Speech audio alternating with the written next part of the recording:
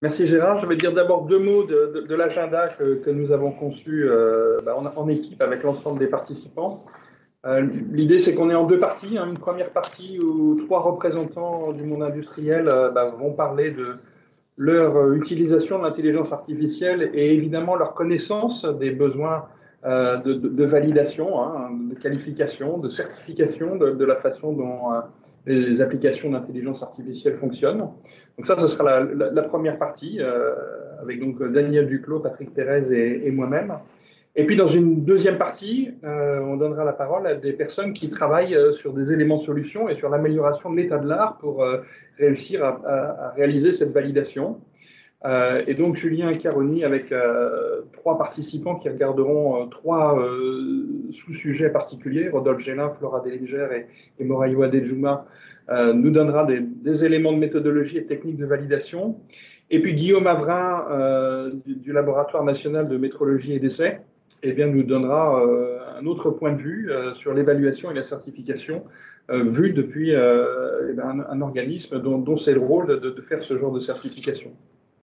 À la fin de chaque partie, on aura un petit peu de temps pour des questions-réponses. S'il y a trop de questions, on ne les traitera pas forcément toutes et on essaiera de répondre plus tard aux questions qu'on aurait laissées en attente.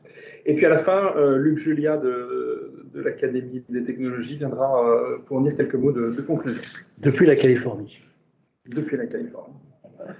Donc moi, je vais essayer de vous montrer pourquoi l'intelligence artificielle modifie un peu la façon dont on doit concevoir ces problématiques de validation, et notamment en comparant à ce qui se passe lorsqu'on traite, lorsqu'on passe du logiciel classique à un logiciel qui est basé sur l'apprentissage.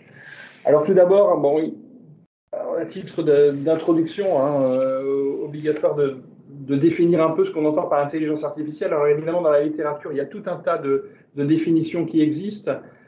Celle que j'ai choisi de retenir pour entamer cette discussion, hein, c'est celle qui consiste à dire que finalement, c'est la capacité d'un système qui manipule des représentations et des procédures pour accomplir des tâches qu'on considérerait comme étant des tâches requérant de l'intelligence si c'était fait par un humain.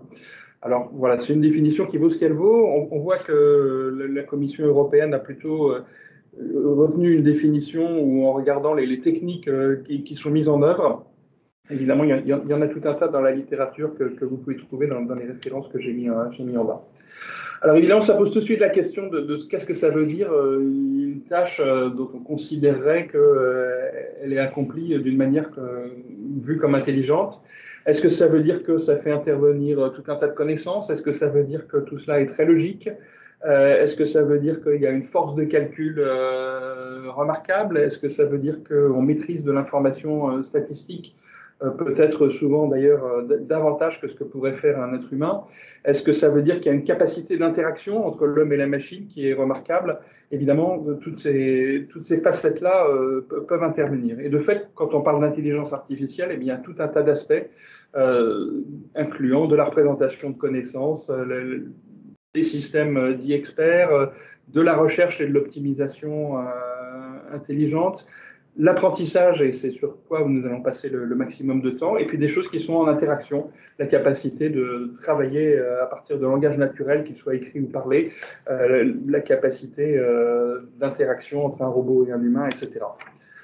Alors, pour ce webinaire, nous avons vraiment choisi de nous focaliser sur un des domaines qui est un des domaines qui a le plus le vent en poupe actuellement, hein, qui est vraiment l'utilisation de méthodes d'apprentissage. Et évidemment, avec deux questions, hein, quels sont les modèles qu'on apprend et est-ce qu'on utilise ces modèles de façon adéquate? Alors, qu'est-ce que ça fait ces modèles? Eh bien, le plus généralement, hein, ces modèles, ce sont des choses qui nous disent comment la valeur de quelque chose qui nous intéresse, alors parlons depuis Schneider Electric, la consommation électrique d'un bâtiment par exemple, eh bien, dépend d'autres valeurs qu'on est capable de mesurer ou qu'on est capable d'estimer déjà par ailleurs. Donc ça, c'est une des possibilités. Donc on est vraiment dans de la prédiction, hein, dans une forme de prédiction.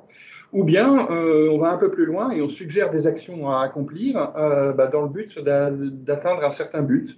Et donc là, on est dans une certaine forme d'optimisation. et qui peut être plus ou moins compliqué, et on verra des exemples multiples tout à l'heure.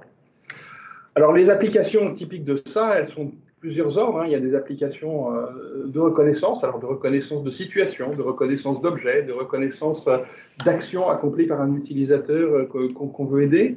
J'ai mis un exemple sur la droite, qui est un exemple où, en regardant la façon dont évoluent deux paramètres calculés d'un processus de pompage de pétrole, et bien on arrive à dire si la pompe fonctionne correctement ou si elle a des défauts. Et en gros, une pompe fonctionne correctement lorsqu'elle a un comportement qui ici apparaît comme rectangulaire, c'est-à-dire que la pompe descend, elle se charge en pétrole, elle remonte et en haut, elle se décharge en pétrole. Et évidemment, quand on a le rectangle, on a quelque chose d'absolument parfait. Et par contre, lorsque le rectangle est déformé, eh bien, ce sont des défauts. Donc, on peut utiliser des méthodes de machine learning pour aller reconnaître ces choses-là automatiquement, comme le ferait un expert. Autre type d'application typique, des exemples où on va vraiment chercher à faire de la prédiction ou l'estimation, deux valeurs qui vont permettre après eh bien d'optimiser des plans, d'optimiser des manières de contrôler des processus, des estimations de problèmes qui peuvent arriver, et très souvent on va s'intéresser à des choses du type est-ce qu'un appareil est en bon état, est-ce qu'un appareil est en train de vieillir et il va falloir le remplacer. Ça peut être aussi relatif dans le monde médical à un être humain. Est-ce que telle fonction chez l'être humain fonctionne bien ou est-ce qu'on voit effectivement des problèmes qui obligent à faire quelque chose? Et évidemment, sur tous ces sujets-là, on a des compromis à faire. C'est-à-dire que pour obtenir une précision très très bonne, on va avoir besoin de beaucoup de données et on va avoir besoin de beaucoup de données de deux points de vue. D'une part, des données qui vont regarder tous les facteurs qui peuvent avoir une influence sur ce qu'on veut prédire, et puis aussi avoir un historique suffisant et donc énormément d'histoires de manière à être capable d'avoir un modèle qui statistiquement va être très très bon. Je donnerai des explications tout à l'heure justement sur un exemple de prédiction de consommation énergétique.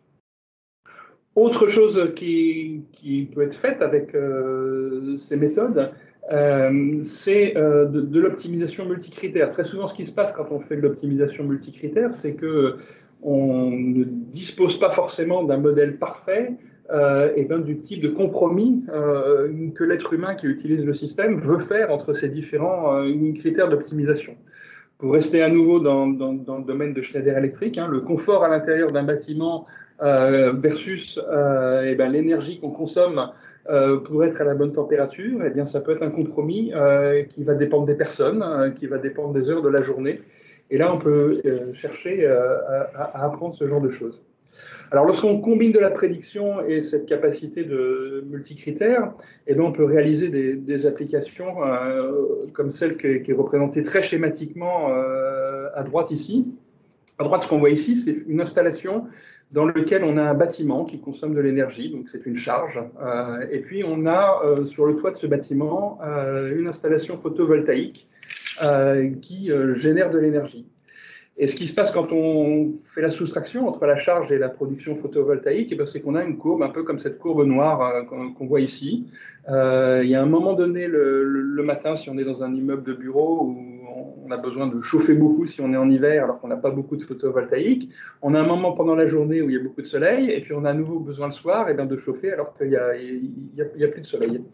Et évidemment, ça pose des difficultés du fait de ces pics qui sont là, qui sont très souvent les mêmes pour beaucoup de consommateurs d'énergie, et donc avec les sociétés qui fournissent cette énergie, qui donnent des moyens financiers pour inciter les gens à réduire ces pics. Et ce qui se passe très simplement dans ce qu'on appelle un microgrid, c'est qu'on rajoute un moyen de stockage, une batterie. Et là, du coup, en combinant tout ça, ce qu'on va faire, c'est qu'au moment où on a besoin de beaucoup d'énergie, on va utiliser l'énergie qui est dans la batterie. Et puis au moment où on a de l'énergie qui est disponible, on va recharger la batterie. Et du coup, la courbe noire va devenir la courbe rouge qu'on voit ici. On voit que les pics ont été effacés. On voit que j'ai utilisé moi-même tout mon photovoltaïque. Et évidemment, j'ai de cette manière-là un résultat beaucoup plus intéressant sur l'usage de l'énergie, le compromis que j'ai fait entre mes différents critères. Et puis, dernier type d'application, c'est tout ce qui est service cognitif, interactif, hein, donc faciliter l'interaction avec des êtres humains, soit en ayant des interactions directement par la voix, là où sinon un être humain devrait rentrer des choses sur un clavier, être capable de suggérer à un utilisateur de l'aide pour accomplir une tâche, ou plus généralement, tout un tas de cas où on vient aider à la décision. Alors, pourquoi on utilise de l'intelligence artificielle pour faire ça? Parce que ça permet évidemment d'obtenir des résultats intéressants. Dans le premier cas qu'on a vu ici sur les pompes à pétrole, lorsque je n'ai pas un expert sur place, le fait d'avoir un système qui permet de lever des alertes quand la pompe ne fonctionne pas bien, ça permet d'éviter des arrêts de production qui sinon se seraient produits un peu plus tard. Ça permet d'améliorer globalement la quantité de pétrole qu'on est capable de remonter. Ça permet aussi de réduire la consommation énergétique, ça permet d'améliorer la durée de vie des pompes et des moteurs, et globalement, ça réduit le coût de production total. Donc, tout un tas d'avantages à faire ce genre de choses. Et puis, dans le cas de la microgrid citée en dessous, ça permet de mieux consommer l'énergie qu'on a créée localement avec les panneaux photovoltaïques. Ça permet de réduire le coût total qu'on a sur la facture énergétique. Ça permet de réduire les émissions de CO2. Et puis, évidemment, ça a un impact indirect sur les réseaux de distribution qui nous fournissent de l'énergie. Et notamment, ça réduit les investissements qui sont absolument nécessaires pour que le réseau puisse fonctionner comme il faut. Alors, si on va un peu plus loin sur les types d'applications classiques qu'on voit dans le monde de l'intelligence artificielle, et si on essaie de les classer un peu plus loin, et notamment avec cette perspective de la nécessité de validation, on va s'apercevoir qu'il y a deux axes qui sont extrêmement importants à considérer. D'une part, est-ce que le système qu'on est en train de concevoir va devoir fonctionner en autonomie ou est-ce qu'on est dans une situation où il y a intervention d'un humain? Donc, est-ce que le système est juste en train de donner des conseils et en train de donner des informations ou est-ce que le système fonctionne tout seul 24 heures sur 24, 7 jours sur 7? Et évidemment, ça va avoir un impact très fort sur la façon dont on veut valider les choses. Et puis le deuxième grand axe, c'est est-ce que le système, est-ce qu'il impacte finalement quelque chose de local qui ne va pas avoir une influence sur tout un chacun, ou est-ce qu'on est sur un système qui peut avoir un impact sur, je dirais, globalement le grand public? Alors, si on prend quelques exemples parmi ceux que j'ai cités là, hein, si on prend un robot qui est en train d'explorer la planète Mars, bien évidemment, c'est un cas où on a envie qu'il soit le plus autonome possible, hein, qu'il soit capable de faire le plus de choses tout seul. Par contre, voilà, ça ne va pas avoir un impact sur la vie courante des citoyens. Si jamais ça ne marche pas, c'est un gros problème, évidemment, pour les gens qui s'intéressent à cette exploration spatiale, mais ça ne va pas toucher l'ensemble des citoyens du monde. Par contre, si on prend le cas de voitures qui seraient demain autonomes et qui sont dans nos rues, évidemment, ça touche tout un chacun et ça pose évidemment d'autres problèmes. Et puis, si on regarde l'autre axe, hein, si on a des outils de prévision de vente pour une entreprise, d'aide à l'ingénierie des matériaux qui vont donner des conseils à un expert sur des choses à essayer, ou si on a dans une banque une modélisation du risque de crédit de citoyen, évidemment, là, on n'est pas dans un système qui est autonome, donc il y a un humain dans la boucle qui peut intervenir. Par contre, on voit sur les exemples de droite qu'évidemment, ça peut avoir un impact général sur le public. Et s'il y a une erreur dans le système qui fait qu'il y a une catégorie de personnes à qui on refuse systématiquement un crédit à tort, et bien évidemment, c'est un problème qui touche cette population. Alors, pour aller un peu plus loin, ce que je propose, c'est quand même de faire un pas en arrière et de revenir sur ce qui se passe quand on utilise des algorithmes classiques d'informatique et de voir finalement qu'est-ce qu'on a introduit en allant faire du machine learning qui est un peu nouveau par rapport à ce qui existait avant. Alors, si on prend un algorithme classique, voilà, c'est un algorithme qui fournit des données. Il y a cet algorithme qui est là pour calculer un résultat. Cet algorithme, il est écrit dans un langage informatique. Ça peut ressembler à ce que vous avez dans le panneau en bas à droite. Et évidemment, il peut déjà y avoir des erreurs. Il peut déjà y avoir des erreurs de plusieurs sortes. D'une part, il peut y avoir des erreurs dans les données d'entrée. Ça peut être partiellement testé avant ou dans le code de l'algorithme, mais parfois, Malheureusement, des choses ne sont pas vues, hein. Donc les données peuvent être incorrectes. Il peut y avoir des données manquantes où on a un 0 à la place. Ou bien l'algorithme il est conçu en supposant que les températures sont exprimées en Celsius et puis quelqu'un a fait une erreur et a donné les données en Fahrenheit. Et évidemment, si on n'arrive pas à détecter ce problème-là, on va avoir un résultat qui est bizarre. Et puis évidemment, l'algorithme, on peut avoir fait deux types d'erreurs, hein. Soit on l'a mal conçu, et soit on l'a mal implémenté, c'est-à-dire qu'en traduisant dans le langage informatique, on a fait des erreurs. Alors ça, c'est un problème qui est vieux comme l'informatique, hein, et bien, il y a des méthodes de validation. Les gens sérieux mettent en place des tests, mettent en place des revues de code pour vérifier qu'il n'y a pas d'erreur, et puis font un monitoring de l'usage de l'application pour détecter dans quel cas il y a des problèmes. Alors une première étape qui se passe, c'est le moment où on change finalement un peu les choses en disant, au lieu d'avoir tout dans l'algorithme, on va avoir un algorithme d'exécution un peu générique et qui va prendre en entrée un modèle explicite. Alors le modèle explicite, il peut ressembler à ce que vous avez dans la boîte bleue ici. C'est en général un peu plus facile à lire que le code informatique d'un algorithme spécifique. Et l'avantage, c'est que, d'une part, on a plus de chances d'éviter d'avoir mis des erreurs dans le modèle. Le modèle, on peut l'examiner avec des outils beaucoup plus facilement que d'examiner un code. Et puis, l'algorithme d'exécution, c'est le même pour tout un tas d'applications. Et donc, on fait des gros efforts pour qu'il soit bon. Et il est testé sur tout un tas de cas. Et donc, d'une certaine manière, sa fiabilité augmente simplement de ce fait. Alors, il peut toujours y avoir le même genre de problème, hein. Il peut y avoir toujours des erreurs dans les données. Très souvent, si on a un modèle explicite, on va avoir inclus des tests quand même pour vérifier qu'on est dans des données qui ont du sens, mais bon, on ne peut jamais être parfait. Il peut rester des erreurs dans l'algorithme d'exécution, quand bien même il est beaucoup plus testé et beaucoup plus utilisé. Et puis, évidemment, il peut y avoir des erreurs dans le modèle, qui est plus facile à relire, mais bon, il peut toujours y avoir des erreurs qui existent. Et donc là, de la même manière, on fait de la validation, on fait des tests, on relit le modèle et on monitore ce qui se passe pour détecter les erreurs. Alors là, on passe après à une autre étape qui est de dire, voilà, au lieu d'avoir un modèle que quelqu'un a écrit, ce modèle, je vais l'apprendre.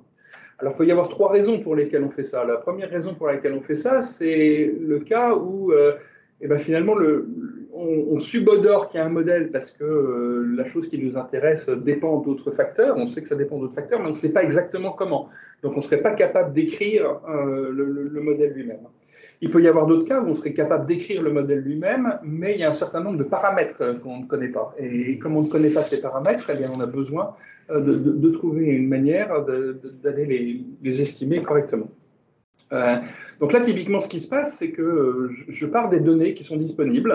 Donc, je suppose que j'ai un paquet de données historiques. Et puis, ces données historiques, je les divise en gros trois paquets. Un premier paquet où je vais dire, ça, c'est les données dont je vais me servir pour apprendre un modèle. Un deuxième paquet qui est un paquet de tests qui va me permettre de vérifier que mon modèle marche pas trop mal et éventuellement d'optimiser certains paramétrages dans l'apprentissage.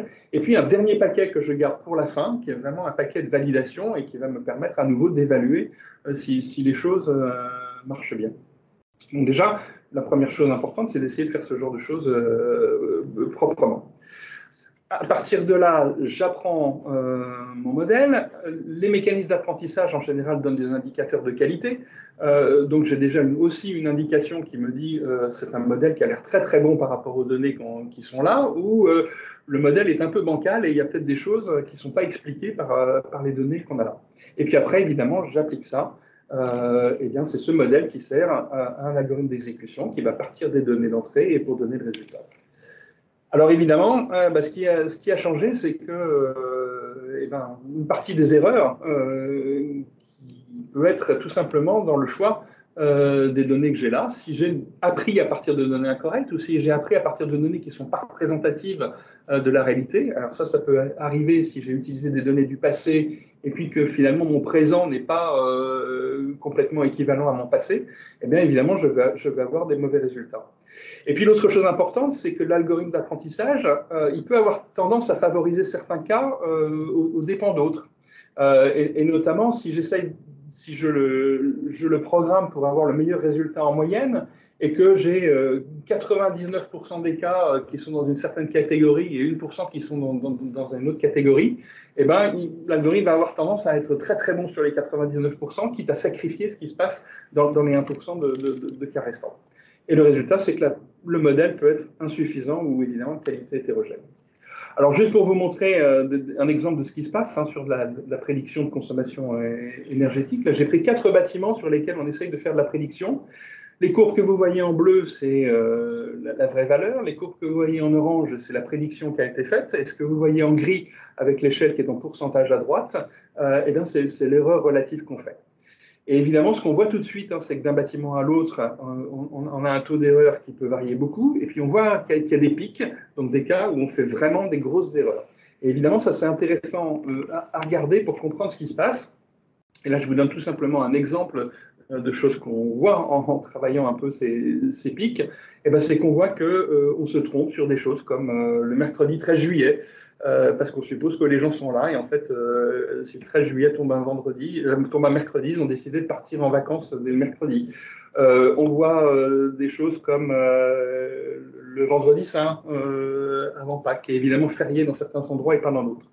Et là, évidemment, on peut discuter, est-ce que ça doit être une donnée initiale, le fait que le vendredi saint est férié? Et moi, je prétends que oui, parce que si on essaye de faire en sorte qu'un algorithme apprenne que le vendredi saint est férié, eh ben, si on veut que statistiquement il l'apprenne, il va falloir 20 ans, 40 ans de données pour que ça soit statistiquement valide. Et donc, il vaut mieux que ça soit une donnée initiale. Il faut y avoir pensé dès le départ pour bien traiter ce cas-là. Alors, les risques qu'on a derrière, ils sont de plusieurs ordres. Des risques de fiabilité. Le système ne marche pas aussi bien que ce qu'on voudrait. Ça peut être des risques pour maintenir le système. Il est peut-être plus difficile à maintenir parce qu'on a appris un modèle compliqué au lieu de l'avoir écrit explicitement. Ça peut être des risques de sécurité, et les intervenants suivants vont en parler. Et puis, ça peut être des risques éthiques ou de justice, et qui vont faire que certains êtres humains peuvent être, par exemple, discriminés par rapport à d'autres, juste parce que la base d'apprentissage était mal équilibrée de ce point de vue-là. Ces risques, souvent, ils ne sont pas spécifiques à l'IA. Des systèmes logiciels ont des bugs. Il y a des systèmes logiciels qui n'utilisent pas d'IA, qui utilisent des modèles approximatifs, et on peut s'être trompé en le faisant.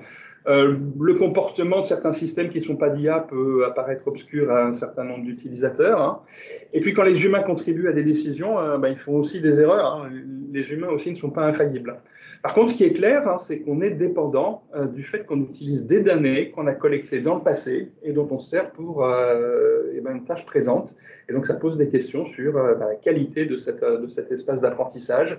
Est-ce que ces données, elles sont obsolètes ou est-ce qu'elles sont encore valables? Est-ce que dans ces données, j'ai bien des choses qui représentent bien la causalité de ce qui se passe, ou est-ce que j'ai des coïncidences et puis mon modèle, il utilise ces coïncidences au lieu d'utiliser les vraies relations causales? Tout ça, c'est des vraies questions. Finalement, à la fin, on voit qu'il y a des efforts de validation à faire. Et ce qu'il faut avoir en tête, c'est que les actes de validation vont dépendre évidemment du contexte dans lequel je suis. Si je suis dans un contexte industriel, je vais me poser énormément de questions de fiabilité, éventuellement de sécurité si je suis dans quelque chose qui peut être dangereux. Si je suis dans un cadre de public global, je vais poser plus de questions sur le fait d'être équitable, qu'éventuellement les choses soient interprétables pour que les gens puissent comprendre ce qui se passe. Ça va dépendre s'il y a un humain dans la boucle ou si la chose est complètement automatique. Et puis ça dépend évidemment si je suis dans un cadre où il y a effectivement des risques ou il n'y en a pas. Et là-dessus, des fois on a l'impression au départ, on se dit je suis dans un cadre où il y a beaucoup de risques, et en fait quand on y réfléchit, on se dit finalement on n'a pas introduit spécialement des risques en rajoutant un système d'intelligence artificielle. Je vous donne un exemple de chez Schneider Electric. On utilise des modèles appris pour détecter le fait que certains appareils électriques surchauffent. On est dans un contexte industriel, on n'a pas de problème qui soit vraiment sur un public général. On a un humain qui va regarder les alertes et qui va interpréter les résultats. Et puis, finalement, on n'introduit pas énormément de risques. Pourquoi? Parce qu'on n'a pas débranché les éléments de sécurité qui existaient par ailleurs. Donc, on vient apporter une aide sans rajouter de risques supplémentaires. Voilà, je vais m'arrêter là. Et je vais immédiatement donner la parole à Patrick Pérez qui va aller un petit peu plus loin sur types d'applications qui intéressent dans son entreprise, et notamment par rapport à l'utilisation de l'image.